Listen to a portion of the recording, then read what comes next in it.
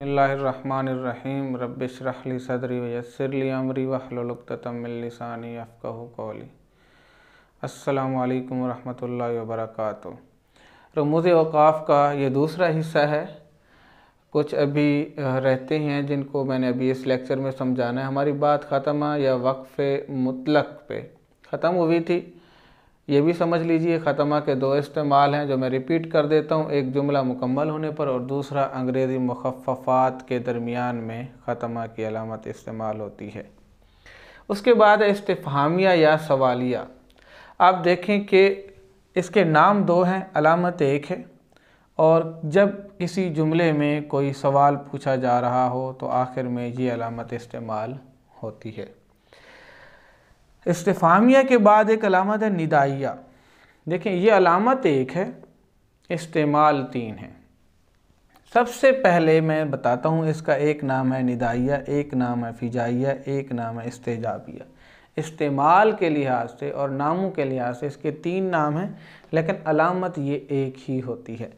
तीनों का अलग अलग इस्तेमाल है। निदा वैसे पुकार को कहती हैं, पुकारना।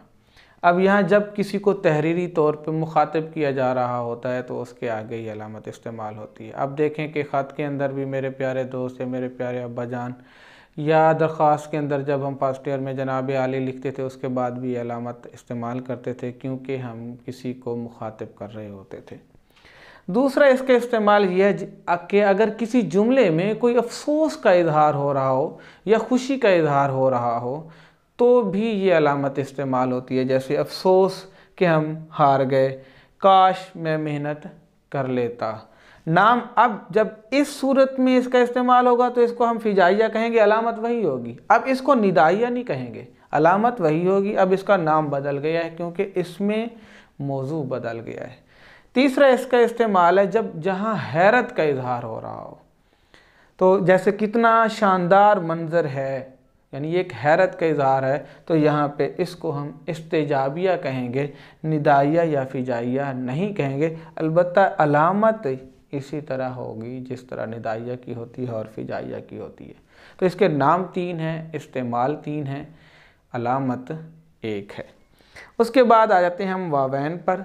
वावैन का इस्तेमाल आप देखें कि जब किसी शख्स की बात, जो वो अल्फाज जो उसके मुँह से अदा हुए थे, आप किसी तीसरे शख्स को बता रहे हैं, जिसको थर्ड पर्सन कहते हैं, कि अली ने कहा मैं बीमार हूँ। अब मैं बीमार हूँ कि अल्फाज किसके हैं? अली के, उसके मुंह से अदा हुए हैं। तो हमने वही अल्फाज ही थर्ड पर्सन को बताए हैं, इसलिए वहाँ पे हम वावैन का इस्तेमाल करेंगे। कुरानी आयात को अगर बयान करना हो, उनका तर्जुमा और मफ़हूम बयान करना हो, हदीस का तर्जुमा या मफ़हूम बयान करना हो, किसी बड़ी शख्सियत का कौल लिखना हो, तो हम वावैन का इस्तेमाल करते हैं। ये तो एक सादा तरीका। दूसरा एक तरीका इसका ये है कि अक्सर ऐसा होता है कि नज़मों के अंदर कुछ शुअरा अपनी नज़मों में अपने एक मिसरे के साथ दूसरा मिसरा किसी दूसरे शायर का लिख देते हैं। जैसे हाफिज़ शिराज़ी का ये मिसरा है, बाब और रंगो खालो ख़त चिहाजत रोए ज़ेबारा।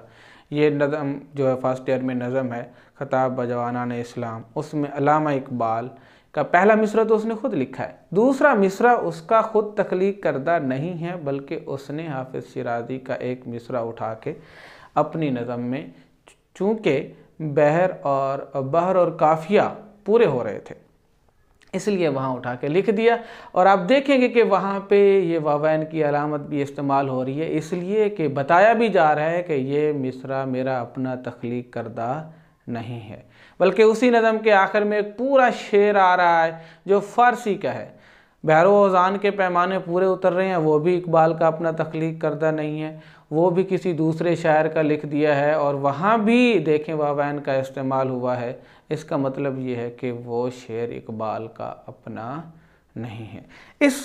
इस प्रोसेस को, इस अमल को, कि अगर कोई शायर किसी दूसरे शायर का मिसरा या पूरा शेर अपनी नज़म में ले आए तो उसको तज़मीन कहा जाता है।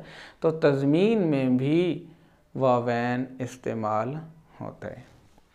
उसके बाद है कौसैन। ये देखें जो मैंने ग्रीन से लिखा है, ये अलामत है, अलामत का इजहार है।